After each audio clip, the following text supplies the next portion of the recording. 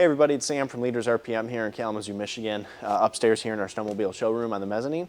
Going over one of the new sleds that we just got in here today. This is a 2026 Polaris 9R Switchback Assault. So this will be the 9R with that factory mod motor in it. As a Switchback Assault on the front end, they give you two different suspension options for that Switchback Assault. They're giving us either the race front end, which is going to give you that wider trail stance, that Matryx trail front suspension geometry that so many of us know and love from their other trail sleds like the Indy VR1s or XCRs or even the Indy XCs. And they also have the Escape front suspension. So that Escape front suspension is going to be narrower and meant for those guys that are doing more off-trail riding, looking to get that sled on edge easier. This specific sled here, we did order it with the race front end, so you are going to have that wider stance. Since it's got the race front end on it, you are going to have the Polaris Pro Ride skis that they've been using for quite a while now. For suspension on this sled, in the front you're going to have the Walker Evans Velocity shocks. These are going to be a 2-inch body shock, so they're a little bit bigger shock than you'd have on something like a VR1. As far as adjustment here, you're just going to have compression adjustment on these shocks.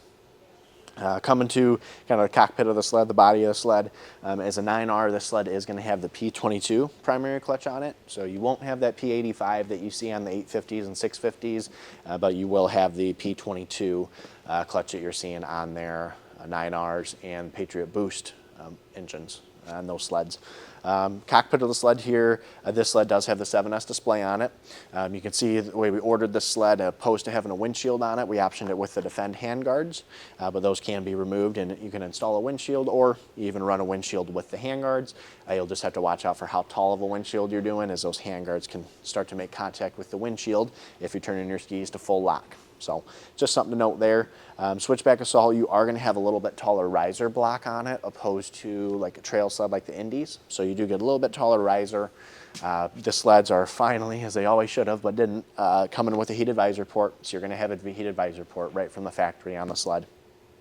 Besides that, you're going to have your standard Matryx controls here in the cockpit. So on the left-hand side here, you're going to have just about all the buttons you need to work through that 7S. So you can do that while you're riding with a glove on.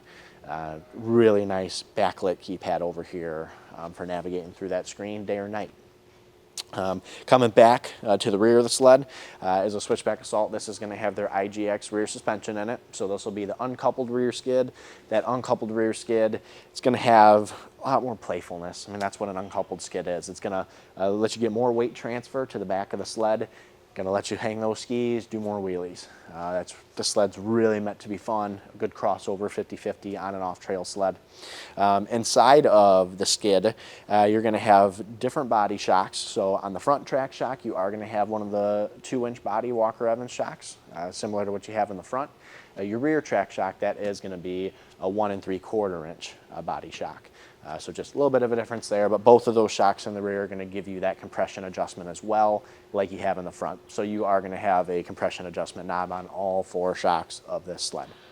As far as the track goes back here, we optioned this specific sled with their 1.6 Cobra. So it's going to give you a little bit bigger lug than that 1.35 Cobra that you'll see on most of the trail sleds and even some of the Switchback Assaults that they give the option for.